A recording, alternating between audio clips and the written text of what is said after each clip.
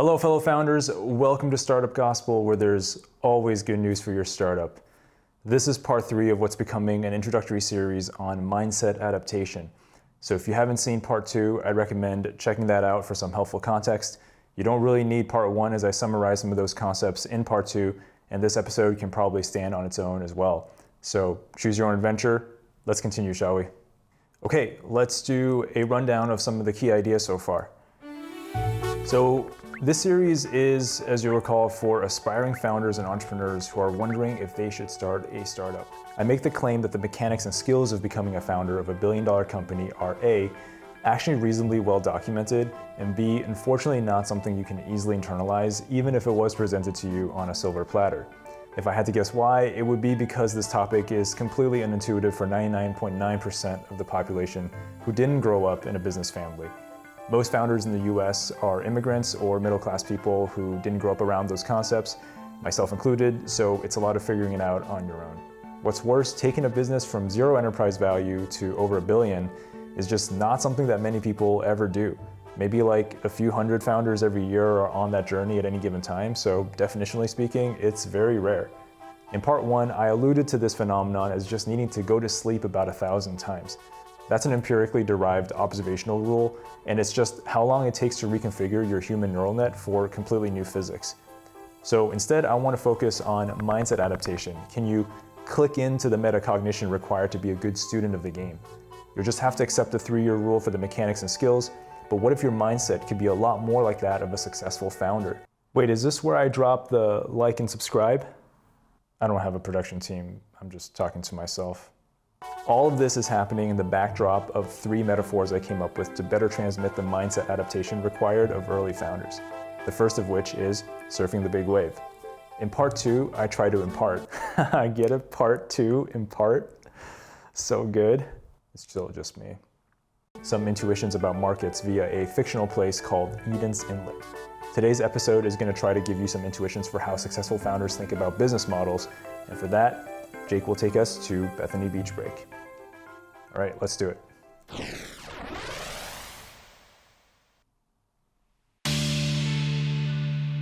All right, we are at beautiful Bethany Beach Break, where the conditions for winning are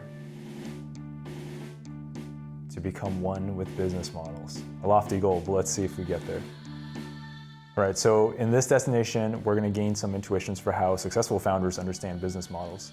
There are 3 beats I want to hit. The first is how beginner founders tend to view business models. The second is how you can become a student of business models. And lastly, I'm going to see if I can give you a feel for how successful founders, quote, surf business models. Okay, story time. So every year for the past 3 years, I've been at Costa Dulce in Nicaragua to do a little surf camp there for about a week. And 5 or 6 days of the week will be at Playa El Remanzo, which featured in the last episode. But one of the days we'll rack up like 8 surfboards on the roof of a Toyota Land Cruiser and go to another beach. Oftentimes that's 30 minutes north to a place called Playa El Remanzo. Now, funny enough, this area is called El Sucio by the locals, which evokes something like dirty or dirty place. But El Remanzo is like a very romantic name that evokes something akin to like sheltered waters or something like that. I don't know why this is, so if a local is watching this, please let me know in the comments if you know some of the local lore behind this. But anyway, here's what it looked like on a typical day in 2023 when I visited. It's a gentle beach break, pretty similar to what is typical at Costa Dulce at Playa El Remanzo. Now, what does this have to do with business models? There are many lessons here, which I assure you I will get to, but I need to extend this story one more beat. So the irony in me using the surf analogy is that I'm actually a very beginner surfer. I have maybe 4 weeks of total experience in my life surfing as of this recording. Yet, as limited as I am mechanically, what I notice is that every year, even though I don't surf for 51 weeks in between, I make huge leaps each time I return to Nicaragua. Is that because I'm destined to be a surf god? Whoa, how'd that get in there, huh? I put it there. There's no one else here. So no surf god. It's because I have the correct mindset adaptation for being a surfer. but I don't have the mechanics and skills yet. But I know what good looks like, and I can intuit what progress feels like, so it's just a matter of experimenting a bit in the physical world and do the gradient descent over a low number of reps.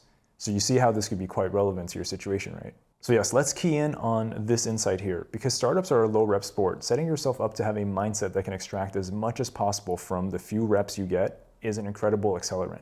So 2023 was like my first time surfing for a week straight ever. Before that, I had gone an odd day here or there, maybe like 3 or 4 times. So I'm going from very little experience to being fully immersed all out while having no idea what I'm doing except the drive to one day be a capable, successful surfer. Again, this setup should sound very familiar to any first-time founder. So over the first couple days at Costa Dulce, I more or less get the hang of things, surfing the gentle, repeatable beach break at Playa El Remanzo. And I think I must be naturally gifted at this or something. So then Wednesday rolls around and we're going as a group to El Remanzo. Great, I think, time to expand my repertoire. But when I get to El Remanzo, I actually perform like El Sucio. In fact, I'm more than useless. The variance in my drop-off makes me worse than the more experienced surfers that I was naturally better than at Costa Dulce due to having a better starting point, maybe from an athleticism perspective, for example. Okay, so it might help to actually draw this out to kind of show you what I mean. Let's take, for example, someone who has a perceived lower ability, but it's more consistent. And I saw this, for example, in a lot of the older guests at Costa Dulce where maybe they had surfed many times, but because of their age, they just weren't going to have as much of that athletic pop, right? And so they may have, been able to be like this good at Playa El Remanzo, but it kind of continued, and being at Remanzo didn't really change things. Whereas in my case, it kind of felt like I had figured out how to be here, but then I got to Remanzo and I kind of sucked, and then I kind of instantly got better again at Playa El Remanzo. So, what was going on? Here's my reality at Remanzo, just to kind of show you what I mean.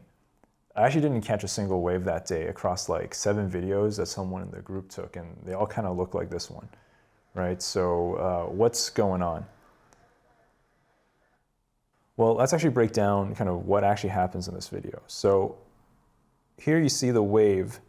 I'm actually perfectly positioned, and the reason I chose this one is because if you look how the wave develops, right? I mean, look, here's the peak. It's a little bit closeouty, but it should totally have been possible to kind of spot that peak and then angle this way and then try to catch the shoulder here, which as you watch the wave develop, like totally would have had a good second or two to gain some speed going this way. But that's not even the problem. It's like I think here, look, I pretty much try to stand up there, but the board hasn't really dropped yet. So it turns out I've committed a very common mistake for beginners in anything, which is over-indexing on your existing success. So after the disappointment of that day, I went back out on the water at Playa El Remanzo and tried to notice the differences from Remanzo. Like, why couldn't I do there what I could do here? And the first thing that jumped out at me was how I wasn't really reading or feeling the waves at Costa Dulce, but rather just like visually keying in on spots where I knew I was supposed to be. For example, there's like a particular cliff feature, and I would just know that like if I line up with that rock, then like I would be able to catch waves. And this wasn't conscious to me until I was at Remanzo and came back and thought about it, and I was like, oh, I guess I didn't know where I was supposed to be. So it wouldn't be until subsequent years that I actually understood how much of a reading and positioning sport surfing is. But very similar with startups, it's very much like a reading and positioning sport. So in any case, I realized I kind of memorized, due to the consistency of the break at Costa Dulce, like where exactly I needed to be. It was like I memorized my spawn point, and that spawn point tended to work, not because I understood how the waves were breaking, but because experience told me that that's the thing that works. So there's actually a lesson in here for first-time founders and their initial business model. Like I see this frequently where some things work, but they generalize incorrectly about why they were actually successful. And I've seen examples of this where it kind of like dooms the founder, unfortunately, to subsequently not being able to repeat that success because they don't really understand how they got to the success or what the levers were in the first place. And so in this analogy, it's like they haven't seen other beaches and they only surf one spot, right? So that's exactly what was happening to me as a beginner at Remanzo. So what can be done about this? Well, I'm glad you asked, because that's the next section, which is try many business models. So in this section, I'm going to try to share some observations I've had over the years about new founders and how they interact with business models. All right, first, what is a business model? Well, all businesses are ultimately a way to put $1 in and get $10 back. And there are varying degrees of complexity with which they do this, and I suppose the description of what happens in between is the business model. So in a future episode, this is such a big topic that I want to spend a lot of time on this, but different business models have different levels of, quote, power, right? So just to give you an intuition for this, let's posit there's something called a pipe business, which means materials go in and like some finished product goes out. So for example, this could be like making pencils or something, right? Like there's like a pipe here, and then in here comes wood, comes graphite, comes maybe rubber for the eraser, and then through the pipe comes like a finished pencil. Okay, and that usually means you get something like 30-50% margins at best, and people tend to not pay that much for those kinds of businesses at this point. They're kind of like well understood, and they're not the most powerful businesses around. Okay, next there's software is another jump. There's actually some jumps in between, but let's just kind of go to the notch of like software, where this is interesting because stuff goes in once, which is basically like people and their brains and their thoughts and whatever ideas go into this thing, this black box, and then out comes this product, and then that can be reproduced infinitely. Okay, so that's a innovation in business models, and typically that will generate 70-80% margins because once you have that thing, it doesn't cost you anything to reproduce it. And people really like these kinds of businesses. They'll pay like 8x, 10x, sometimes 20x if it's growing really fast, but that might be because of the growth. And then we can imagine it goes further and further, right? Like what about businesses that only move ledger entries around and charge money for it? That's called finance, right? Or what about businesses that only move other people's assets around? Those are called marketplaces. So there's varying degrees of like power that a business model can have, and over time you kind of develop like a taste for these, and almost like types of sports or whatever. Like founders kind of end up finding that they're better at one kind of business model than another. Just like maybe some people really like endurance sports, others really like sprinting or whatever. It's just like it's like a body type that fits a sport well. There's also like a cognitive type that fits like a business model well. So I found that pretty interesting. But at the end of the day, I think for the purposes of this episode, just know that it really is as simple as I get $10 out if I put $1 in. That sentence, however, will mean something very different to you, whether you're currently at this stage or you've done the journey and you're currently there. And then, yeah, the reality is you're going to spend a lot of time in this zone over here, whether you like it or not, until you see the zen of the dollar machine. But just know that, like, on a very basic level, it is fundamentally true that if you can get more money to come out than money you can put in, you've got a business model, and that's beautiful, no matter how complex or simple it is, right? Okay, now let's talk about like failure case, right? Of sometimes this happens, where this is a real guy you'll meet. If you don't know who this is Action Jack from Silicon Valley, Action Jack Barker, and he's known for telling the guys to build a box at all costs. This is an exited founder archetype who maybe got lucky and like never had to wrestle with the first principles of business models. So typical situation is they had a win in the dot-com boom, or substitute whatever bubble or trend or whatever that kind of produced a lot of wealth in short order. I would hate to say that it's like by total luck, but it's more or less by a lot of luck. And they come to associate that success with the particular instance of the business model that they ran. And so this is what they know, and so they think that they understand what caused the success. And so they keep trying to repeat that business model or variants thereof, regardless of the new context. And they have a hard time finding that same success. Okay, so what's the antidote to not becoming this type of person? Well, you gotta try a few different business models. Sometimes they call this a pivot, sometimes they call this a failure, whatever. You're learning about business models. It's really important when things are slow, when days are early, when you have a lot of runway, that you get exposure to different business models. You don't really know what will be the successful business model unless, again, you got very lucky. But again, you can't plan on that, right? That's like a common theme that we say here is, even though I think it's better to be lucky than to be good, you can't actually plan to be lucky, so you gotta plan to be good. Okay, the second is don't buy into focus too soon. I think this is maybe a bit of a hot take where everyone says, oh, you gotta focus, you gotta whatever. I guess us as co-founders learned the hard way that your first business model is not always the right one. In fact, if you don't know anything about business models, what are the chances that you come up with a fantastic one? Like, the probability is actually very, very low. And again, because of survivorship bias, we tend to hear about those cases, but in reality, that's not what happens for most founders.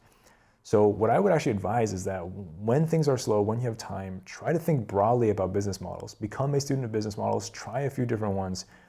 You'll know when you have a good business model when it's time to focus, and it becomes very rewarding to do so, but it may not always be super early days. This journey, like I said, might take 5, 10, 15 years, whatever. You will only really see something like a handful of business models. How much can you infer from those exemplars to be successful with the one that you do choose to scale, the one that can go the distance? And then lastly, this is a bit more advanced, but you can learn to feel the quality of the business model, which we're going to talk a little bit more about in the next section. So in this last section, I'm going to paint a contrasting picture for how founders who've been around the block a few times experience business models. So experienced founders can actually feel the quality of the business model they're working in. It's like a kinesthetic sense, like something that you feel in your body. Like if you were to drop me into any business and I operated it for a couple of days, I would be able to tell you if I like the waves here or not, right? And so there's a sensation that I have of constantly repositioning and fighting for the wave. And if that's what's happening, I just don't like the wave, I just don't like this spot. Or am I in a business where it's like the waves are coming, they're perfect waves, and it's like with minimal effort, I'm catching them? Could be a sign of a good business model, right? So in part, this comes from having a wide experience with different business models. And so for example, here are some of the beach breaks I've metaphorically surfed over the years before we ended up finding the one, surfing the big wave. All right, so right out of college, I worked at NVIDIA, and there I was during a very special time when the stock price was $6 a share before the split. I know, people make fun of me for that all the time. It's not funny. It's very sad, actually. And Jensen, easily my favorite CEO, and I was saying it at this time back in 2009. I remember I would go into these all hands and I would just come out super fired up, ready to max out my employee stock purchase program, which, in any case, but he led the company through a transition from a business model to another business model. I was too young to really appreciate just how difficult and how courageous and how visionary that was, but he's done it time and time again. He's definitely one of the best to ever do it. During that time, we also had side quests for mobile, which is something that I worked on briefly, automotive, and also gaming consoles like the Xbox at the time. Then I moved out to Portland, Oregon, and did tech-enabled services at a small private company that was kind of in the ad monitoring space, shall we say. I think in retrospect, if I look back, that's actually a pretty great business. You get very large enterprise contracts that can really feed a lot of people, and if you can find a way to be efficient with them, you can make it work. However, the scalability of something like that probably caps out at a few $100 million, at most maybe low 9 figures, something like that. All right, now there's College Vine, and we've been through a lot of different business models. So in the very beginning, this business was called Admissions Hero, originally founded by my 3 co-founders, and I would say that was like a pure services business. Generated great cash flow, nothing to be ashamed of. Then there's CV 1.0, which I would call tech-enabled services with marketplace elements. We didn't really know what we were doing during this time, and so we ended up trying a bunch of side quests. We also got exposure to B2B2C via partner channels, and then we also had a B2C one-off product that was kind of more transactional. And CV 2.0, and again, this is kind of like insider lingo, but we kind of phase up the journeys of the company. So this, I think, was around 2015 to 2019. This was 2019 onward. But there we attempted a user aggregation and platform play, and I think a lot of people, especially if you are in your early 20s at this point, you probably came across College Vine at the time. I know at some point we were reaching about half of all college-bound seniors, and probably still do quite a decent fraction of that to this day. But there we try to monetize it in different ways because we figured, get all the users and make something out of that. The side quest there, we did a B2C marketplace at one point. We did what I would call government partnerships, sales type things, like selling to school districts. Super difficult business, wouldn't recommend it. We also did a SMB style SaaS with lead gen for universities to reasonable success. I mean, all these businesses were reasonably successful in their own right, very quickly generating 6 or 7 figures. But none of them, like I said, you can kind of feel the quality of the business model. None of them felt like the one, right? Which takes us to College Mind 3.0. So College Mind 3.0, I would say something like it's maybe like we started off kind of with B2B SaaS intuitions, but that we refined into something new. And again, this is all a very active area of development. And I would call this maybe like B2B verticalized AI.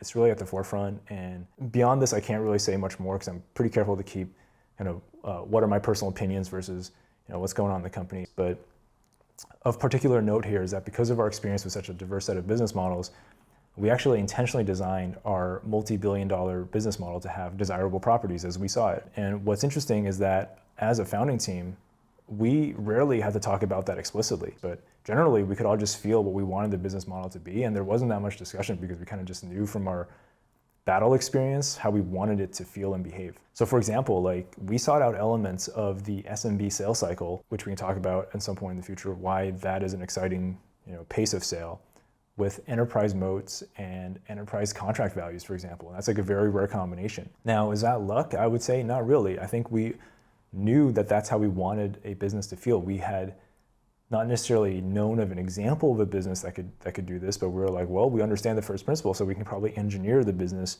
to feel like this. And when you're able to do that, that's pretty special. Okay, so I've been talking for a long time, let's bring it home. So knowing many different business models is like frequently being in the water at different destinations with different types of breaks and waves, right? So even though a wave's a wave, you've seen all the ways in which water and the terrain underneath can interact and form different scenarios, and you can like really understand how a wave comes to be. It's like, I think a lot of surfers can kind of like watch a break and they kind of like understand what's going on beneath the surface. That is actually pretty interesting. As I talk to more experienced surfers, they almost have like this like basin imagery of like what the shoreline's doing, and then they can kind of like see how the wave's developing in that. And I say experienced founders kind of have that with business models. So it's like you don't just have this surface cargo culted understanding of the market, or like in my previous example, like a visual pinpoint on like where to stand. Instead, you have this kinesthetic sense, right? You can kind of like see what's underneath the business just by seeing how the waves at the surface feel. All right, that is part 3, and hopefully these videos are tightening up just a little bit. If you're watching this video close to its release date, it must mean that you're a personal friend or family member, in which case I thank you for liking and subscribing to help the channel find its footing. And as always, may peace be with you, and when you've been entrusted with much, remember to render unto Caesar what is Caesar's, and unto God what is God's. All right, we'll catch you in the next one.